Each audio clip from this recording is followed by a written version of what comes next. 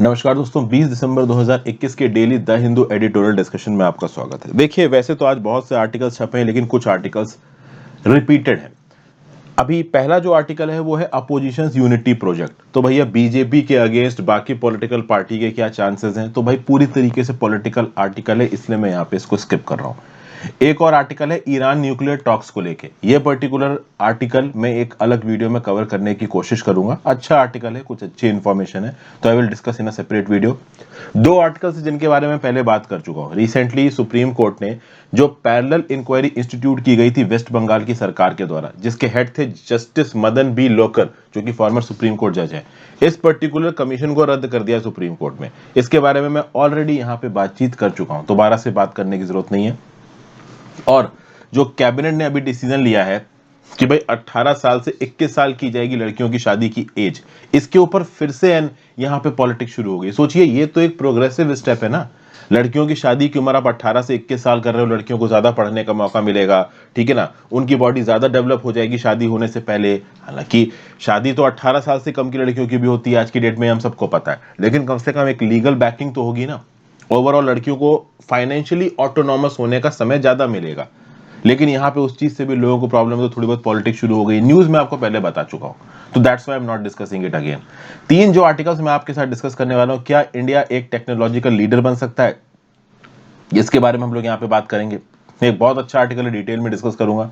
फिर एक आर्टिकल है, बहुत ही बैलेंस्ड व्यू पॉइंट दे रखा है प्रवीण चक्रवर्ती साहब ने। प्रवीण चक्रवर्ती साहब का ये बोलना है कि भाई देखिए, सरकार को ना ही क्रिप्टो करेंसी को बैन करना चाहिए, ना ही क्रिप्टो करेंसी को रेगुलेट करना चाहिए, और ना ही क्रिप्टो करेंसी को ऑफिशियल बनाना चाहिए। अच्छा व्यू पॉइंट है। क्रिप्टो करेंसी के साथ सबसे बेस्ट अप्रोच क्या रहेगी सरकार को, ये यहां पे बताया गया, इसको देखेंगे। और वेद निलयम, वेद निलयम देखिए घर का नाम है। जो जयललिता जी रेवोल्यूशनरी लीडर थी तमिलनाडु की, चीफ मिनिस्टर रही इतने लंबे समय तक, इनका जो घर था, जिस घर में ये रहा करती थी, उसका नाम था वेद निलयम। अब ये जो वेद निलयम घर है, इसके चारों तरफ क्या कंट्रोवर्सीज हो रही हैं, इसको देखेंगे। थोड़ा अलग किस्म का टॉपिक है, that's why I am discussing it here. ठीक है, वन लाइनर्स में ये पूछा जा सकता है कि वेद निलयम है क्या। तो ये तीन टॉपिक्स यहां पे डिस्कस करते हैं। शुरुआत करते हैं सबसे इंपॉर्टेंट टॉपिक के साथ, can India become a technology leader. आगे बढ़ने से पहले वीडियो पे लाइक का बटन दोस्तों, अगर अब तक आपने चैनल को शेयर और सब्सक्राइब नहीं किया कर दीजिए। ज्वाइन बटन दबा सके तो जरूर दबाएं, it is very very helpful. Instagram पे फॉलो कर लीजिए, टेलीग्राम ग्रुप ज्वाइन कर लीजिए, दोनों ही चीजों का लिंक आपको नीचे डिस्क्रिप्शन बॉक्स में दे रखा है। मैं वीडियोस को अब बहुत ज्यादा रेलिवेंट बना रहा हूँ, बहुत ज्यादा लंबा खींचने की उनको कोशिश नहीं कर रहा हूं। काम भर की बातें बता के वीडियो खत्म कर देता हूं, तो वीडियोस का जो साइज है वो थोड़ा कम दिखा होगा आपको। कोशिश करता हूं मैं करंट अफेयर्स वीडियो 20 मिनट से कम में खत्म हो जाए। 25-30 मिनट तब जाती है जब टॉपिक्स थोड़े ज्यादा होते हैं, ज्यादा इंटेल करना होता है। और एडिटोरियल को भी मैं आधे घंटा मैक्सिमम रखने की कोशिश करता हूं। ज्यादा तभी होता है जब कुछ एडिशनल इन्फो। तो इंडिया के कंटेक्स्ट में बात की जाए, आप देखिए तो इंडिया बॉर्न टेकी लीडर दुनिया भर में लीडर्स बन के उठ रहे हैं। सत्य नदेला की बात कर लो, सुंदर पिचई की बात कर लो, पारस अग्रवाल की बात कर लो, एक से एक है। ये सब आप सुन रहे हैं, तो ये कंट्री के लिए एक प्राइड की बात है, एक गर्व की बात है कि भाई इंडिया बॉर्न लोग यूएस में जा रहे हैं और अपनी काबिलियत के दम पे वहां के मल्टीनेशनल कॉर्पोरेशंस के हेड बन रहे हैं। लेकिन at the same point of time ये इंडिया के लिए एक शर्म की बात भी है, क्योंकि यही टैलेंटेड लॉट अगर इंडिया अपने देश में रिटेन कर पाता तो ये इंडिया के डेवलपमेंट के लिए काम करते। अभी के लिए ये लोग जाके यूएस की कंपनियों के लिए काम कर रहे हैं, तो उससे यूएस का डेवलपमेंट हो रहा है, इंडिया का नहीं हो रहा है। और इंडिया आज की डेट में टेक्नोलॉजी के फील्ड में एक मेजर प्लेयर नहीं बन पा रहा है। इसका भी यही लॉजिक है कि बहुत बड़ी क्वांटिटी में जो हमारा टैलेंटेड लॉट है वो इंडिया छोड़ के चला जाता है। तो अगर बात की जाए एज ऑफ 2019, तो 2.7 मिलियन इंडियन इमिग्रेंट्स काम कर रहे हैं यूएस में। ये जो 27 लाख इंडियन इमिग्रेंट्स लगभग काम कर रहे हैं यूएस में, ये वहां की इन्फ्लुएंशियल कम्युनिटी में आते हैं। और अमेरिका जैसी इकोनॉमी में आपका इन्फ्लुएंस आपके दिमाग, आपकी काबिलियत पर डिपेंड करता है, क्योंकि आप अपनी काबिलियत के दम पे वहां जा रहे हो। वहां वैसे भी आलतू फालतू लोगों के लिए जगह नहीं है। जो मेहनत कर सकते हो, जिनके अंदर टैलेंट है, वही वहां पे जाते हैं। ओके, तो खास बात यह है कि 1991 के इकोनॉमिक रिफॉर्म्स के बाद जब हमने अपनी इकोनॉमी को खोला, तो ये टैलेंटेड लॉट हमें यहां पे रोकना चाहिए था। देखिए पहले क्या था कि जो प्लानिंग का सिस्टम था और जो पब्लिक सेक्टर कंपनीज को जरूरत से ज्यादा इंपॉर्टेंस दी जाती थी, उसके चलते जितना भी टैलेंटेड लॉट था वो इंडिया के बाहर जाता था। लेकिन 1991 के बाद तो ये ट्रेंड रिवर्स होना चाहिए था। 1991 के बाद भी ये ट्रेंड रिवर्स नहीं हुआ है, अभी भी हमारा टैलेंटेड लॉट बाहर जा रहा है। यूएस की अगर बात करें तो इसको कहा जाता है कंट्री ऑफ फेबल्ड अपॉर्चुनिटीज, एक ऐसी जगह जहां पे टैलेंटेड लोगों के लिए जगह है। ओके, लेकिन एक सबसे इंपॉर्टेंट बात यह है कि इस जगह में भी प्राइवेट कंपनी ने सब कुछ नहीं किया है, कहीं ना कहीं सरकार का सपोर्ट रहा है। एक रिसर्च कराई गई है मरियाना मजुकाटो द्वारा। इस रिसर्च ने बोला है कि यूएस में जितनी भी नई जनरेशन ऑफ टेक्नोलॉजीज आई हैं, कहीं ना कहीं उसके लिए पैसा सरकार ने दिया है। चाहे कंप्यूटर्स का फील्ड हो, इंटरनेट का फील्ड हो, नैनोटेक टेक्नोलॉजी का फील्ड हो, चाहे बायोटेक्नोलॉजी का फील्ड हो, चाहे गूगल की सक्सेस हो। जो गूगल का सर्च इंजन है अपने एल्गोरिदम के दम पे इतना बड़ा हो गया है, इस एल्गोरिदम की फंडिंग पब्लिक सेक्टर की तरफ से आई थी यूएस के अंदर। आपको पता होना चाहिए कि सर्जे ब्रिन और लैरी पेज, पता नहीं कौन सी स्टैनफोर्ड यूनिवर्सिटी थी, स्टैनफोर्ड यूनिवर्सिटी में एक महीने के लिए प्रोजेक्ट की तरह मिला था गूगल। गूगल एक ऐसी कंपनी थी जो कि $1 मिलियन में माइक्रोसॉफ्ट जैसी कंपनीज को बेची जा रही थी, याहू को बेची जा रही थी, किसी ने खरीदा नहीं, उन्होंने इतना फालतू समझा ये इसको गूगल को। और फिर गूगल सर्जे ब्रिन और लैरी पेज के हाथ में आया और उन्होंने इसको इतना बड़ा बना दिया कि आज में डेट में माइक्रोसॉफ्ट और याहू वाले सोचते होंगे कि कहाँ ही हमने प्रॉब्लम कर दी, इससे अच्छा तो खरीद ही लेते इसको। तो क्या बताया जा रहा है कि देखिए, जितनी भी बड़ी कंपनीज टेक्नोलॉजीज बनी है यूएस के अंदर, कहीं ना कहीं उनको बनाने के लिए उनकी सरकार ने सपोर्ट दिया, उनकी सरकार ने इंफ्रास्ट्रक्चर प्रोवाइड किया, पैसे प्रोवाइड किए हैं। चाहे ऐसे मॉलिक्यूलर एंटीबॉडीज की बात करो जिनके बेसिस पे बायोटेक्नोलॉजी का फील्ड खड़ा हुआ है, इसके लिए भी फंडिंग कहां से आई है? यूएस की तरफ से आई है। तो जो यूएस की गवर्नमेंटल एजेंसीज हैं, they were proactive in identifying and supporting the more uncertain phases of research. एक रिसर्च का वो फेज जहां पे आपको कोई भी रिजल्ट नहीं मिल रहा है, कोई भी आउटपुट नहीं मिल रहा, बस आपको इनपुट देते जाना है, पैसा लगाते जाना है, ऐसे समय पे यूएस सरकार सामने आई और उन्होंने सपोर्ट किया। इस प्रकार के सपोर्ट के दम पे ही आज की डेट में यूएस टेक्नोलॉजिकली इतना बड़ा होके खड़ा हुआ है। समझ गए? और देखा जाए तो चाइना को अगर आप इससे कंपेयर करो तो चाइना में भी यही है। चाइना को आज से 2-3 डिकेड पहले चले जाइए, 1 डिकेड पहले जाइए तो लो वेज मैन्युफैक्चरिंग का हब माना जाता था। चाइना को फैक्ट्री ऑफ द वर्ल्ड माना जाता है। ग्लोबल प्रोडक्शन नेटवर्क्स चाइना में ओरिजिनेट होते हैं, क्योंकि चाइना के पास एक काबिलियत है कि जिस दाम पे वो गुड यूएस के अंदर मैन्युफैक्चर होगा, उसके फ्रैक्शन के दाम पे चाइना के अंदर बना लिया जाएगा। आज की डेट में चाइना भी यूएस को टक्कर दे रहा है। कहीं ना कहीं एक समय ऐसा था कि जो चाइना की स्टेट ओन्ड एंटरप्राइजेस थी, सरकारी कंपनी थी, इनको हाईली करप्ट बताया जाता था, इनएफिशिएंट बताया जाता था, ब्यूरोक्रेटिक बताया जाता था। लेकिन चाइना ने अपनी इन स्टेट ओन्ड एंटरप्राइजेस को इवॉल्व किया, इनको रिफॉर्म किया, इनको रीस्ट्रक्चर किया और आज की डेट में चाइना की ये कंपनी लाइट मैन्युफैक्चरिंग और एक्सपोर्ट ओरिएंटेड सेक्टर्स में बहुत आगे हैं। बेसिकली लाइट मैन्युफैक्चरिंग और एक्सपोर्ट ओरिएंटेड सेक्टर्स में से ये स्टेट एंटरप्राइजेस निकल चुके हैं। ये छोटे मोटे एक्सपोर्ट सेक्टर्स लाइट मैन्युफैक्चरिंग में प्राइवेट सेक्टर चाइना का डोमिनेट कर रहा है और state owned enterprises heavily intensive industrial projects में बहुत आगे निकल चुके हैं।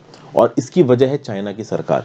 चाइना की सरकार ने बहुत हद तक पैसा इन्फ्यूज किया है, चाहे पेट्रोकेमिकल्स की बात कर लो, टेलीकम्युनिकेशन की बात कर लो, एविएशन सेक्टर की बात कर लो, इलेक्ट्रॉनिक्स की बात कर लो, मशीनरी की बात कर लो।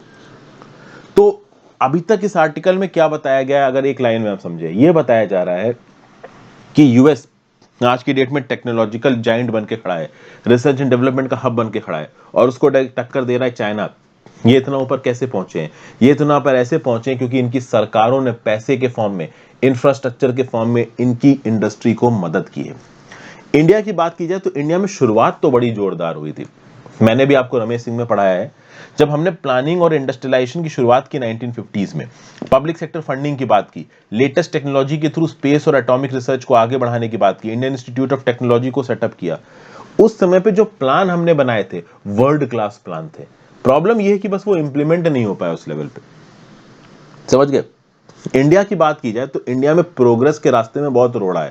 पहला रोड़ा तो यह है कि इंडिया की जो इकोनॉमी है वो बहुत ज्यादा बड़ी नहीं है, तो सरकार लिमिटेड अमाउंट ऑफ पैसा खत्म कर सकती है। अगर देखा जाए 1991 के बाद जब इंडिया ने ग्लोबलाइजेशन को अडॉप्ट किया, अगर हम रिसर्च और डेवलपमेंट के ऊपर इंडिया की स्पेंडिंग देखें तो 1991 में as a percentage of GDP India आर&डी पे खत्म करता है 0.85% और 2018 में इंडिया आर&डी पे as a percentage of GDP खत्म कर रहा है ओनली 0.65%। वहीं पे अगर आप चाइना को देखोगे तो चाइना अपनी जीडीपी का, एक तो चाइना की जीडीपी इतनी बड़ी, ऊपर से 2.1% खत्म करते हैं अपनी जीडीपी का रिसर्च एंड डेवलपमेंट पे। साउथ कोरिया अपनी जीडीपी का 4.5% खत्म करता है रिसर्च एंड डेवलपमेंट पे। 2018 के फिगर्स बता रहा हूं मैं। तो 2018 में इंडिया कितना खत्म कर रहा था? 0.65%। तो हम अपने रिसर्च एंड डेवलपमेंट इंफ्रास्ट्रक्चर को एक पुश नहीं दे रहे हैं। इस पुश की हमको सबसे ज्यादा जरूरत है, बट हम कहीं ना कहीं इस चीज में पीछे छूट रहे हैं। तो जब हम रिसर्च एंड डेवलपमेंट के ऊपर पैसा ही खत्म नहीं करेंगे तो हम कैसे आगे बढ़ेंगे। फिर आगे बात की जाए तो देखिए, अभी भी ऐसा नहीं है कि इंडिया के लिए चीजें बहुत बेकार हो चुकी हैं और इंडिया आगे नहीं बढ़ सकता है। अभी भी इंडिया के पास एक फेवरेबल सप्लाई और डिमांड फैक्टर है। अभी भी टेक्नोलॉजी की फील्ड में इंडिया फ्रंट लाइन से पहुंच सकता है। अगर देखा जाए तो इंडिया में number of persons who have enrolled in tertiary education, 2019 में इंडिया में 35.2 मिलियन लोग हैं जो टर्शरी एजुकेशन में इनरोल हो चुके हैं। आप बोलोगे सर ये टर्शरी एजुकेशन क्या होता है? तो देखिए 12वीं कक्षा पढ़ने के बाद आप डिप्लोमा करने गए, आप इंजीनियरिंग करने गए, इस प्रकार की टेक्निकल फील्ड्स में जब आप घुसे, जिसको बोला जाता है टेक्निकल टर्शरी एजुकेशन, सॉरी, तो टर्शरी एजुकेशन की फील्ड में हम चाइना के भी आगे हैं। अगर STM स्टेम में हम ग्रेजुएट्स की बात करें, स्टेम मतलब साइंस, टेक्नोलॉजी, इंजीनियरिंग और मैथमेटिक्स, तो स्टेम में ग्रेजुएट्स की बात करें तो 2019 में इंडिया में जितने भी ग्रेजुएट्स निकले हैं 32.2% स्टेम में है। आप कह सकते हो दुनिया भर की जितनी भी कंट्रीज है सबसे ज्यादा लोग ग्रेजुएट हो रहे हैं स्टेम में इंडिया से। लेकिन प्रॉब्लम यह है कि क्वालिटी क्या है, quality is a big issue. फिर अगर बात की जाए तो जो टर्शरी स्टूडेंट्स हैं इंडिया के अंदर, बहुत सारे प्राइवेट इंस्टीट्यूशंस में इनरोल्ड हैं। बैचलर्स डिग्री की बात की जाए तो इंडिया के अंदर बैचलर्स डिग्री करने वाले 2017 में प्राइवेट कॉलेजेस में 60% लोग हैं, जबकि G20 कंट्रीज के लिए एवरेज है 33%। मतलब कि डेवलप्ड कंट्रीज में सरकारी कॉलेजेस में लोग ज्यादा पढ़ रहे हैं, इंडिया में प्राइवेट कॉलेजेस में लोग ज्यादा पढ़ रहे हैं। ये एक बड़ा इशू इंडिया के लिए निकल के आता है। मतलब स्टेट सपोर्टेड एजुकेशन इंडिया में कहीं ना कहीं कम पड़ रही है। इंडिया के लोगों को प्राइवेट कॉलेजेस के ऊपर डिपेंड करना पड़ रहा है और प्राइवेट कॉलेजेस में खर्चा भी ज्यादा लगता है और पढ़ाई उस लेवल की होती है या नहीं होती है, इसके ऊपर एक सवाल है। इंडिया के लिए एक और पॉजिटिव चीज है, इंडिया का जो इंटरनेट मार्केट है ना, ये आगे आने वाले समय में दुगना हो जाएगा, यूएस के दुगना हो जाएगा। और जब हमारा इंटरनेट मार्केट इतना बड़ा होगा तो डेफिनेटली दुनिया भर की जो ऑनलाइन डिजिटल कंपनीज हैं उनके लिए इंडिया एक बहुत बड़ी अपॉर्चुनिटी होगा। ऑलरेडी अमेजॉन, फेसबुक, एप्पल जैसी कंपनीज देखिए इंडिया को अपना सबसे पोटेंशियल मार्केट मान के चलती हैं। तो इस कंटेक्स्ट में हमें एक चीज पे ध्यान देना होगा और वो है इलेक्ट्रॉनिक मैन्युफैक्चरिंग। अगर आप देखो तो हम लोग सबसे ज्यादा इंपोर्ट किस चीज का करते हैं? ऑयल का। इंपोर्ट बिल ऑयल का इंडिया का बहुत बड़ा है। तेल हम लोग के पास ज्यादा है नहीं तो हम लोग को बाहर से इंपोर्ट करना पड़ता है। ऑयल के बाद दूसरे नंबर पर जो सबसे ज्यादा चीज हम इंपोर्ट करते हैं वो है इलेक्ट्रॉनिक गुड्स एंड कंपोनेंट्स। इस इलेक्ट्रॉनिक गुड्स एंड कंपोनेंट्स को आगे बढ़ाने के लिए इंडिया को बहुत हैवी बेसिस पे इन्वेस्टमेंट करने की जरूरत है। इंडिया का जो सेमीकंडक्टर मिशन है वो 76,000 करोड़ के इन्वेस्टमेंट की बात करता है। हालांकि ये इन्वेस्टमेंट कम बताया जा रहा है, कम क्यों बताया जा रहा है उसके लिए मेरे परसों का एडिटोरियल डिस्कशन देखिए। कल तो संडे था, संडे को एडिटोरियल आता नहीं है, तो जो फ्राइडे वाला एडिटोरियल डिस्कशन, सॉरी सैटरडे वाला एडिटोरियल डिस्कशन था उसमें मैंने इसके बारे में बात की थी। तो भाई हाई वैल्यू इलेक्ट्रॉनिक कंपोनेंट्स की मैन्युफैक्चरिंग को इंडिया में बढ़ाया जाए। मोबाइल फोन्स जो कि टेक्नोलॉजिकली और डिजाइन इंटेंसिव है, इनकी मैन्युफैक्चरिंग को इंडिया में बढ़ाया जाए। ये सब बातें हैं। प्लस चाइना के एग्जाम्पल को हम कॉपी करें। चाइना ने क्या किया? देखिए, जिस कंपनी ने भी चाइना में अपना बिजनेस स्थापित करने की बात की, चाइना ने बोला कि अगर हमारे मार्केट का एक्सेस चाहिए तो तुम अपनी टेक्नोलॉजी हमको दोगे। और पूरी की पूरी अपनी टेक्नोलॉजी खींची चाइना ने और उस टेक्नोलॉजी को और इवॉल्व किया अपने सरकारी फंडेड रिसर्च इंस्टीट्यूशंस में। इंडिया को भी करने की जरूरत है। जो लोग भी इंडिया में आके इन्वेस्ट करना चाह रहे हैं उनके सामने इंडियन सरकार एक शर्त रखे कि भाई अगर आपको इंडिया के मार्केट का एक्सेस चाहिए तो अपनी एक टेक्नोलॉजी शेयर करनी पड़ेगी। और उस टेक्नोलॉजी को फिर इंडिया के प्रीमियर जो रिसर्च इंस्टीट्यूट है, जैसे IITs हो गए, Indian institute of science Bangalore हो गया, इनमें इम्बाइब कराओ और वहां पे उस टेक्नोलॉजी का एक्सप्लोरेशन करो और खुद की एक इनोवेटिव टेक्नोलॉजी बनाओ जिसके दम पे पूरी दुनिया के एक्सपोर्ट मार्केट्स पे अपना कब्जा करो। ये आपकी अप्रोच होना चाहिए। तभी के लिए मेक इन इंडिया और ईज ऑफ डूइंग बिजनेस में ये रिसर्च एंड डेवलपमेंट वाले एस्पेक्ट पे एक लिमिटेड फोकस दिया जा रहा है। उस फोकस को यहां पे इंटेंसिव करने की जरूरत है, ऐसा यहां पे ऑथर बोलने की कोशिश कर रहा है। तो ये सब कुछ बातें यहां पे बताई गई। इंडिया के अंदर पोटेंशियल बहुत है, यूएस के रिस्पेक्ट में, चाइना के रिस्पेक्ट में। उस पोटेंशियल को एक्सप्लोर करने की जरूरत है, वो नहीं हो पा रहा है। एक वजह यह भी है कि हमारी सरकारें इस चक्कर में रहती हैं कि 5 साल के अंदर अंदर वो टारगेट्स पूरे करें। लंबे समय तक हमारी सरकारें टिक नहीं पाती हैं तो लंबे टारगेट्स आ नहीं पाते हैं। लेट्स सी कि इस बीजेपी की सरकार में कितना हो पाता है। अगला आर्टिकल है neither ban nor regulate crypto. क्या बताया जा रहा है? देखिए, गवर्नमेंट को सिंपली ये बात क्लियर कर देनी चाहिए कि कभी भी क्रिप्टो करेंसीज को हम करेंसी नहीं बनने देंगे। अभी रिसेंटली क्या हुआ कि India has officially adopted bitcoin as legal tender. ये प्रधानमंत्री जी ने ट्वीट कर दिया रात के 2 बजे। 12 दिसंबर को। अब एकदम से जब ये अनाउंसमेंट आया तो थोड़ा लोग शॉक हुए, हालांकि उतना शॉकिंग जरूरी है ही होना, जिस प्रकार से डीमोनेटाइजेशन का अनाउंसमेंट आया तो उस प्रकार से ये अनाउंसमेंट भी आ सकता था। लेकिन एक्चुअली में बाद में इस ट्वीट को डिलीट किया गया। बहुत सारे लोगों ने बोला अकाउंट हैक हो गया है, बहुत सारे लोगों ने बोला टेक्निकल ग्लिचेस हैं, मतलब सरकार की तरफ से ऐसा कोई भी ये अनाउंसमेंट नहीं आया था। तो बहुत सारी कॉन्स्पिरेसी थ्योरीज यहाँ पे आने लगी, लोग बातचीत करने लगे, लेकिन सरकार की तरफ से कोई भी ऐसा अनाउंसमेंट नहीं आया है कि भाई क्रिप्टो करेंसी को इंडिया के अंदर अलाउ किया जाए। तो इसका क्या मतलब है? इसका मतलब ये है कि देखिए, क्रिप्टो करेंसी को लेकर डिबेट इंडिया में बहुत तगड़ी है। अब क्रिप्टो करेंसी इंडिया में इतना बूम में है क्यों?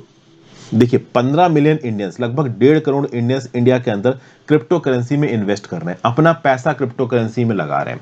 आप समझिए बात को।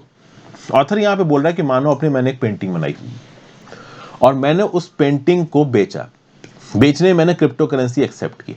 ठीक है भाई, ये आप कह सकते हो एक ट्रांजैक्शन है, दो कंसेंटिंग इंडिविजुअल्स के बीच में, एक जो पेंटिंग बना रहा है, दूसरा जो पेंटिंग खरीद रहा है। और इस ट्रांजैक्शन में भारत सरकार को कोई प्रॉब्लम नहीं होनी चाहिए। लेकिन अब एक प्रॉब्लम है यहां पे, देखिए समझिए।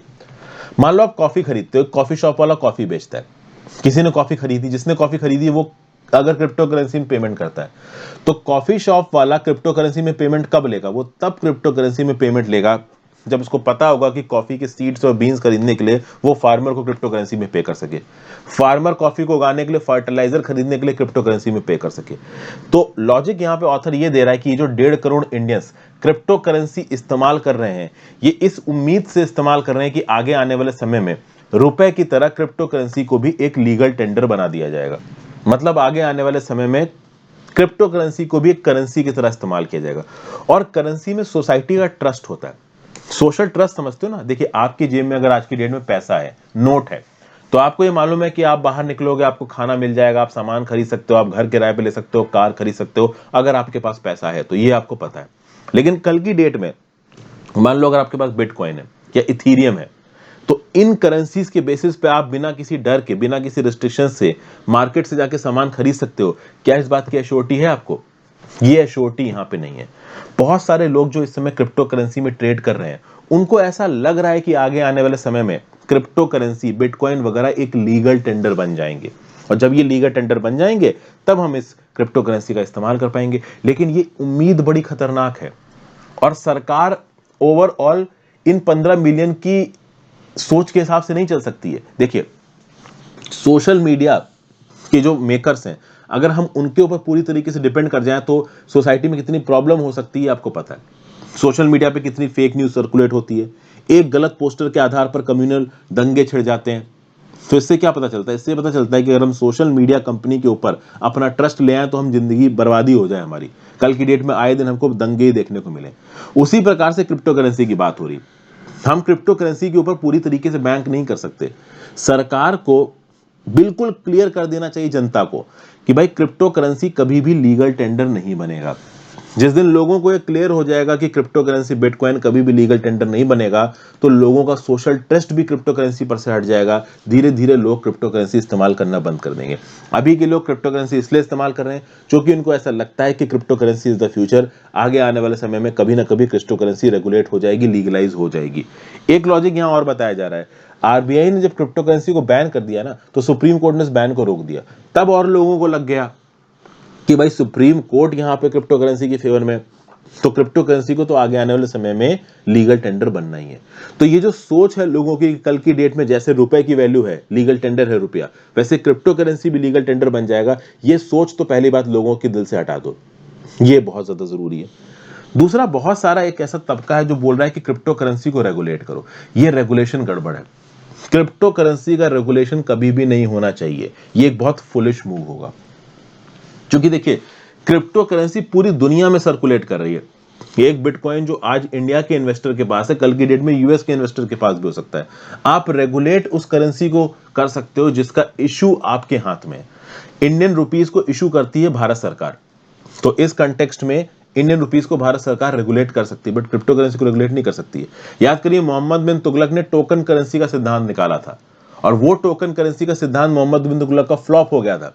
क्योंकि मोहम्मद बिन तुगलक एक चीज भूल गया था कि करेंसी इशू केवल उसको करनी है, जबकि हर हिंदू जो आप कह लो लोहार था वो अपने घर पे क्रिप्टो वो टोकन करेंसी बनाने लगा था।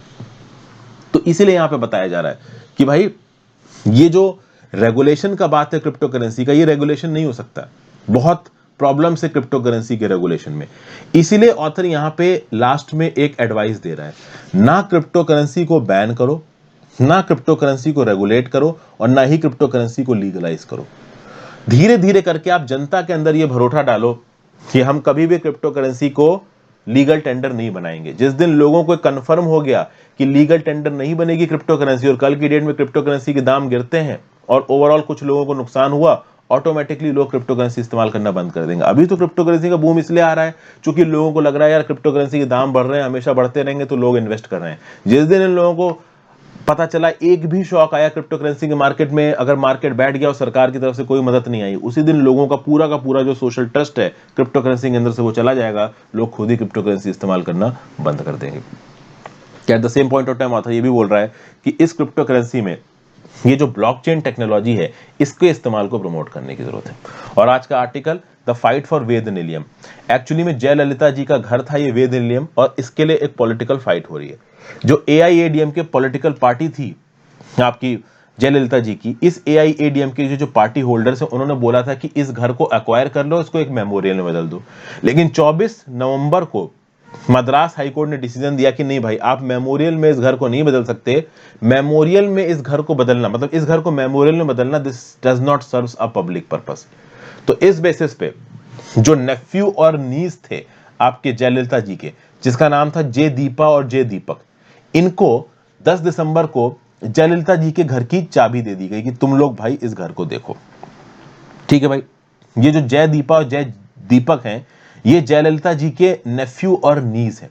जयललिता जी का जो ओनली सिबलिंग था जया कुमार, उनका भाई, उनके 2 बच्चे हैं ये, ठीक है ना। अब मिस दीपा और जे दीपक, इन्होंने वेद निलयम का जो पोजीशन था वो अपने पास ले लिया। लेकिन अभी के लिए AIADMK पार्टी ने फिर से कोर्ट में पिटीशन डाली है और ये बोला है कि भाई इस पर्टिकुलर घर को हमको दे दो, हम इसको एक मेमोरियल में कन्वर्ट करना चाहते हैं, हम इस घर को एक याद की तरह बनाना चाहते हैं जयललिता के। अच्छा, एक और बात है, आपको पता होना चाहिए, जब जयललिता जी की मृत्यु हुई थी दिसंबर 2016 में, तो उसके बाद AIADMK पार्टी 2 भागों में टूट गई थी। एक लीड कर रहे थे ओ पनीरसेल्वम, दूसरे लीड कर रहे थे आपके एदापद्दी के पलानीस्वामी। उस समय पे चीफ मिनिस्टर थे एदापद्दी के पलानीस्वामी। ओ पनीरसेल्वम पहले चीफ मिनिस्टर बन चुके थे जब जयललिता जी जिंदा थी। तो दोनों पार्टी पहले आपस में लड़ रही थी, फिर दोनों को लगा कि भाई कोई मास लीडर नहीं है, मिल जाते हैं, नहीं तो इलेक्शन जीत नहीं पाएंगे। तो ओ पनीरसेल्वम ने शर्त रखी कि अगर जयललिता जी के घर को मेमोरियल बनाया जाएगा तो मैं आपके साथ मिल जाऊंगा। पलानीस्वामी ने भी बोल दिया कि ठीक है भाई, हम मेमोरियल बनाएंगे। तो अब AIADMK की पार्टी का जो एजेंडा है, उस एजेंडा का एक बहुत इंपॉर्टेंट पॉइंट ये बन गया है कि जो वेद निलयम जयललिता जी का घर था, इसको मेमोरियल बनाओ। और इसके अंदर बहुत सारी किताबें हैं, 8376, उसको डिस्प्ले पे रखा जाएगा, जयललिता जी की हिस्ट्री के साथ यहाँ पे जोड़ा जाएगा। लेकिन जो इनके नेफ्यू नीज है मिस दीपा और मिस्टर दीपक, ये बड़ा सेंटिमेंटल है वेद निलयम को लेके। इनका ये बोलना है कि हम ओनली लीगल हेयर हैं इस घर के, तो ये घर हमें दे दो, इसको पब्लिक मेमोरियल मत बनाओ। इस घर को 1.32 लाख रुपए का खरीदा था जयललिता जी और उनकी मां ने। इनकी मां का नाम था संध्या। जब संध्या जी की मृत्यु हुई नवंबर 1971 में, उन्होंने ये पार्टी अपनी बेटी जयललिता को दे दी। अभी के लिए जयललिता जी ने खुद शादी नहीं की, बच्चे पैदा नहीं किए, तो इनकी नीज और नेफ्यू बन जाते हैं यहाँ पे लीगल ओनर। ठीक है, हालांकि लीगल ओनरशिप में भी एक प्रॉब्लम है। हिंदू सक्सेशन एक्ट के अंदर ये लीगल ओनर तो बन गए हैं, लेकिन इनकम टैक्स डिपार्टमेंट ने भी वेद निलयम को अटैच कर रखा है। तो इनकम टैक्स डिपार्टमेंट 36.8 करोड़ रुपए की डिमांड कर रहा है। जो लैंड एक्विजिशन ऑफिसर है तमिलनाडु की सरकार के, वो 68 करोड़ रुपीस की डिमांड कर रहा है। तो अभी भी जय दीपा और जय दीपक के लिए इस पर्टिकुलर प्रॉपर्टी का पोजीशन लेना बहुत बड़ा लीगल चैलेंज है। वेद निलयम बहुत लंबे समय तक न्यूज में रहने वाला है। जब भी इससे रिलेटेड कोई और न्यूज आएगी मैं फिर से आपके लिए एक वीडियो बनाऊंगा। Thank you for watching friends. ज्यादा से ज्यादा लोगों के साथ वीडियो को शेयर करिएगा, इंस्टाग्राम पे फॉलो कर लीजिए, टेलीग्राम ग्रुप ज्वाइन कर लीजिए, दोनों ही चीजों का लिंक नीचे दिया हुआ है। Have a great day, good bye.